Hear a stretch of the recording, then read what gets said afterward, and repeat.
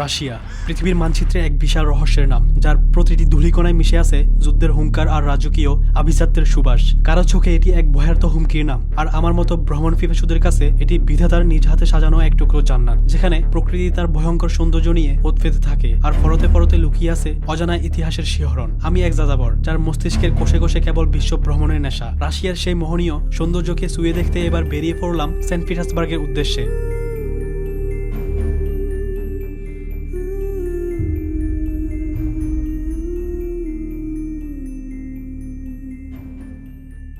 Hello guys, কি অবস্থা সবার? আশা করি সবাই ভালো আছো। তো আমি এখন ভরনে যে আছি সেখান থেকে মস্কো যাব। এটা হচ্ছে আমার রুম, এখানে আমি থাকি। যাই হোক, আমার অলরেডি সবকিছু রেডি।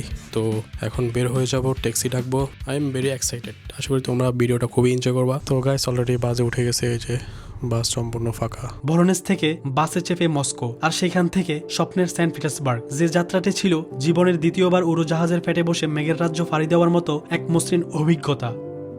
সেন্ট পিটার্সবার্গ উত্তর পশ্চিমে বাল্টিক সাগরের উপকূলে নেভা নদীর মোহনায় দাঁড়িয়ে থাকা এক জাদুকরী শহর। 1439 বর্গ কিলোমিটারের এক সুবিশাল ক্যানভাস, যেখানে 6 থেকে 7 মিলিয়ন মানুষের নিঃশ্বাস মিশে আছে। শহরে পা রেখেই উঠলাম একটি হোটেলে। 11,000 রুবেলের বিনিময়ে 7 দিনের সেই আস্তানাটি ছিল সিমসাম আর পরিপাটি। কিন্তু সন্ধ্যা নামার সঙ্গে সঙ্গে বেরিয়ে পড়লাম শহরের হৃদপিণ্ড নেভস্কি প্রসপেক্টের দিকে।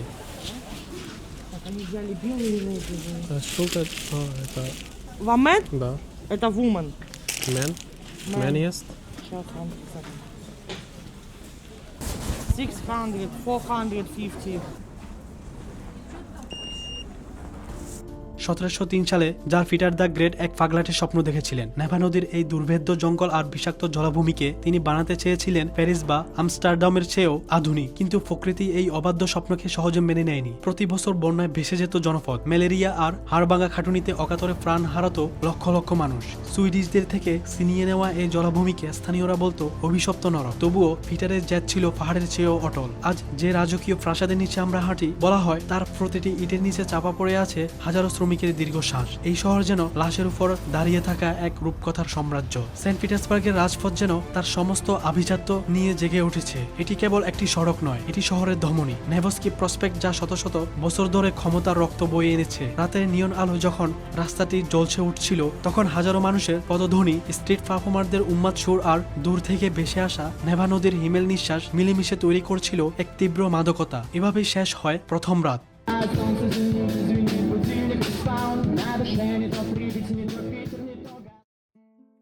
দ্বিতীয় দিন সকালেই জানালার বাইরে তাকিয়ে আমি স্তব্ধ। চারদিক সাদা বরফে ঢাকা। নভেম্বরের এই সময়টায় দিনের আলো থাকে মাত্র 5 ঘন্টা। হাঁটতে হাঁটতে দাঁড়ালাম সেন্ট ইজাক ক্যাথেড্রালের সামনে। এর বিশালতা আর মনোমুগ্ধ নকশা আপনাকে গ্রাস করে নেবে। কিন্তু পরক্ষণেই মনে পড়ে গেল এই পাথরগুলো বসাতে কোনো মেশিন ছিল না, ছিল শুধু মানুষের হাত। আমি কি সৌন্দর্যের উপর হাঁটছি, নাকি হাজারো শ্রমিকের লাশের উপর? বাতাসটা এখানে বড়ই ভারী।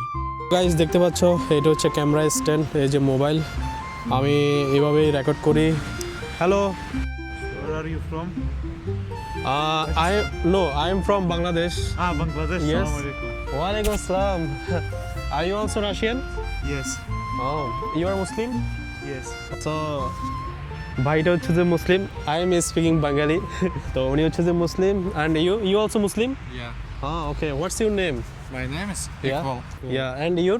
Rasul. তো দেখতে পাচ্ছ এখানে দুইজন মুসলিম ভাইকে পেয়ে গেলাম। My name is Rakim. দুপুরে এক অদ্ভুত সমাপতন ঘটল। এক ইন্ডিয়ান রেস্টুরেন্টে খেতে গিয়ে দেখলাম মালিক ভারতীয়, কর্মচারী পাকিস্তানি, আর আমি বাংলাদেশি। বিদেশের মাটিতে দেশি খাবারের স্বাদ আর এই 3 দেশের মিলন মেলা মুহূর্তটাকে অনন্য করে তুলল। রাজনীতির মানচিত্রে আমরা শত্রু হতে পারি, কিন্তু বিদেশের মাটিতে ক্ষুধার রাজ্যে আমরা সবাই এক। এরপর মাত্র 300 রুবেল খরচ করে ক্যাথেড্রালের চূড়ায় উঠে যখন পুরো শহরটা দেখলাম, আমি বাকরুদ্ধ হয়ে গেলাম। হিমেল হাওয়ায় আর বরফ পড়া সন্ধ্যায় নেভা নদীর বুকে সন্ধ্যার আলোর প্রতিফলন দেখে মনে হলো জীবন সার্থক। সো গাইস, আমি প্রথমে গেছিলাম আউটসাইড ভিজিটিং এ, তো এখন আছি ভিতরের মিউজিয়ামে। এই যে মিউজিয়ামের এই প্রান্তে দেখা যাচ্ছে উপরে যে গম্বুজটা, এটা কিভাবে বানানো হয়েছিল তার একটা ডিজাইন। এই ক্যাথেড্রালটা প্রথমে কেমন ছিল, তারপরে একদম সর্বশেষ এমন হয়েছিল। যাই হোক, ভেতরের কারুকার্য এত অসাধারণ। আজ ভ্রমণের তৃতীয় দিন। ঘড়ির কাঁটায় এখন সকাল 11টা, অথচ সেন্ট পিটার্সবার্গের আকাশে সূর্যের প্রথম কিরণ দেখা দিল এই মাত্র। হাড় হিম করা এই ঠান্ডায় দাঁড়িয়ে হাড়ে হাড়ে টের পাচ্ছি কেন রাশিয়ানরা সামারের জন্য এত পাগল। সত্যটা হলো হলো রাশিয়ার আসল রূপ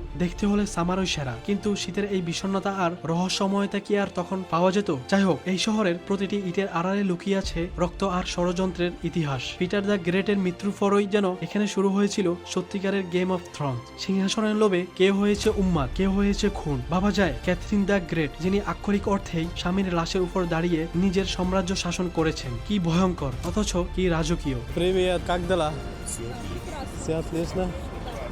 I am from Bangladesh, but currently I am studying in Voronezh city. Do you know Voronezh?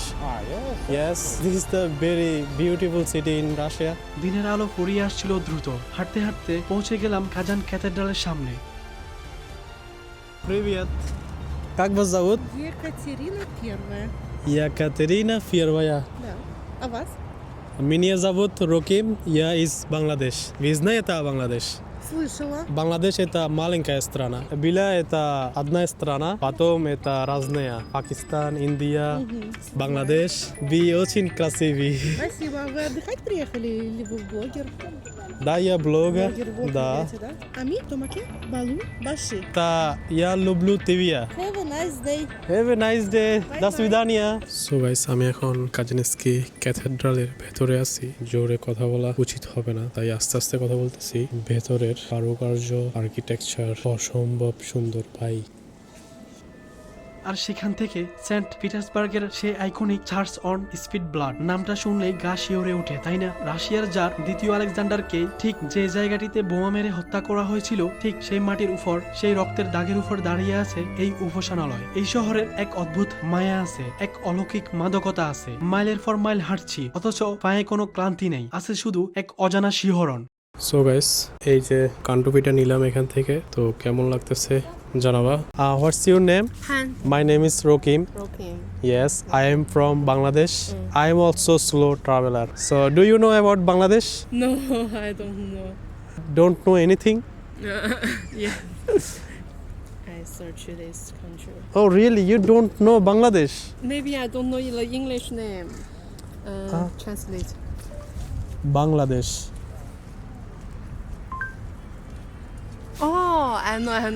Yes. আর সর্বশেষ হারমিটেজ, পৃথিবীর বুকে সবচেয়ে বড় ও সমৃদ্ধ মিউজিয়াম। 5 থেকে 6 ঘন্টা ধরে এই বিশাল প্রাসাদের অলিন্দে অলিন্দে হারিয়ে গেলাম। মনে হলো আমি শুধু মিউজিয়াম দেখছি না, বরং কয়েক শতাব্দী পুরনো কোনো রহস্যের জট খুলতে এসেছি। ইতিহাসের সেই রোমাঞ্চ আর রহস্য ভেদ করতে করতেই শেষ হলো আজকের তৃতীয় দিন। ভ্রমণের আগে একটা নিখুঁত মাস্টার প্ল্যান করেছিলাম, কিন্তু রাশিয়ার আবহাওয়া সেই প্ল্যানকে এক ফুৎকারে উড়িয়ে দিল। আজ চতুর্থ দিন। গত 72 ঘন্টায় সূর্যের মুখ দেখা যায়নি। হাড় কাঁপানো বাতাস যখন চাবুকের মতো ধেয়ে আসে, তখন মনে হয় প্রকৃতি আমাদের ধৈর্যের পরীক্ষা নিচ্ছে। আমি সবসময় বলি রাশিয়া চলে বিশ্বাসের উপর, কিন্তু আজ সেই বিশ্বাস এক বড় পরীক্ষার মুখে পড়েছিল। সকালের নাস্তা শেষে ভুল করে নিজের মোবাইলটা ফেলে এসেছিলাম। আমি যেখানে খাইতে বসছিলাম সেখানে আমার মোবাইল রেখে চলে আসছিলাম, বাট মোবাইল রেখে আমি অলরেডি 1-2 কিলোমিটার চলে গেছি।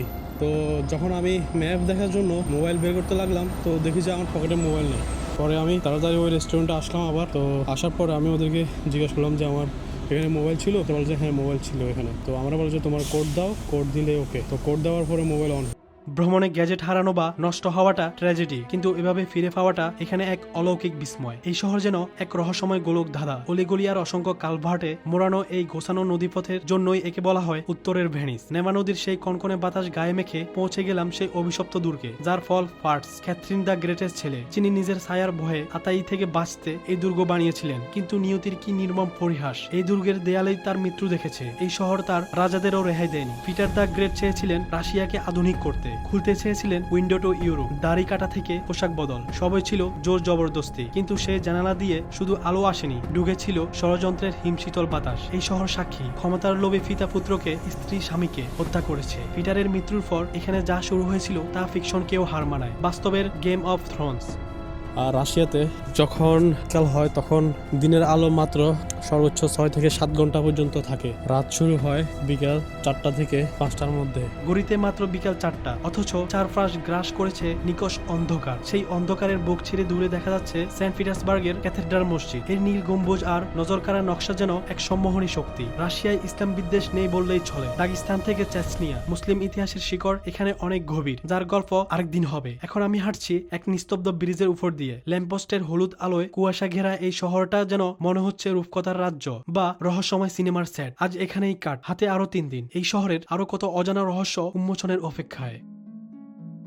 আজ পঞ্চম দিন। সত্যি বলতে আজ আমি হোটেল রুমের বাইরে পাই রাখিনি। মনে হচ্ছে সেন্ট পিটার্সবার্গের এই হারহিম করা আবহাওয়া আমাকে গ্রাস করে ফেলেছে। সারাদিন ঘুমিয়ে কাটালাম, কিন্তু এই ঘুম কি শুধুই ক্লান্তি, নাকি বাইরের ওই ধূসর আকাশ আর হাড় কাঁপানো বাতাসের বিরুদ্ধে আমার শরীর বিদ্রোহ করছে? আমি সামারকে মিস করছি, যখন এই নদীর দুই পাশগুলো জীবনের কোলাহলে মেতে থাকতো, কিন্তু এখন সব শান্ত নিথর। রাতে যখন বের হলাম তখন শহরটা যেন এক ভুতুড়ে নির্জনতায় ডুবে আছে। সেন্ট পিটার্সবার্গের বিখ্যাত বইয়ের দোকানে কিছুক্ষণ হাঁটাহাঁটি আর রাস্তার নিভু নিভু আলোয় নিজেকে বড় একা মনে হলো। কেন জানি বিরক্ত লাগছে, হয়তো অতিরিক্ত ঠান্ডাই এর কারণ। যাই হোক, আজকের দিনটা ছিল অদ্ভুত। সূর্যের দেখা নেই, ঘড়িতে 12টা বাজলেও মনে হয় ভোর হয়নি। সব প্লেন ভেস্তে যাচ্ছে, তাই সিদ্ধান্ত নিলাম শুধুমাত্র শহরের স্পেশাল জায়গাগুলো দেখবো। তাই চলে গেলাম শহরের সবচেয়ে উঁচু দানবটি দেখার জন্য। ইউরোপের সর্বোচ্চ বিল্ডিং লাখতা টাওয়ার। মেঘের ভেতর মেঘের বুক ছিঁড়ে দাঁড়িয়ে থাকা এই টাওয়ারের চূড়া কুয়াশায় ঢাকা। দেখতে যেমন ভয়ঙ্কর তেমনই সুন্দর। মনে হচ্ছিল সায়েন্স ফিকশন মুভির কোনো এলিয়েন শিপ। সেন্ট পিটার্সবার্গের মেট্রো,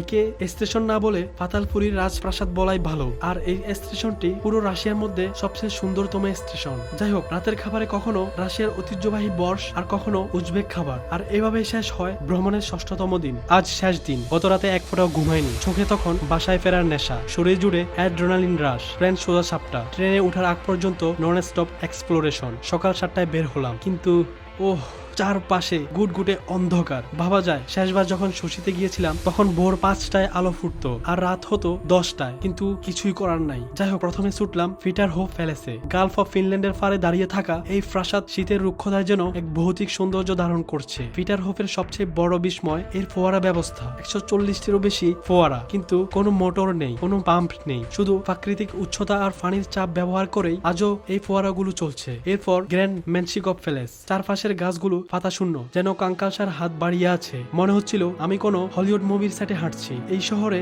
যে জিনিসটি আপনাকে অবাক করবে তা হচ্ছে এখানে প্রতিটি কদমে রাজপ্রাসাদ আর দুর্গ। এরপরের গন্তব্য এক গ্রাম্য মার্কেটে। অদ্ভুত এক অভিজ্ঞতা। এখানে সবগুলো দোকানে দোকানদার মহিলারা আর ক্রেতারা সব বয়োজ্যেষ্ঠ মুরব্বী। রাশিয়ার আসল আত্মাটা যেন এখানেই লুকিয়ে আছে। সে হ্যালো।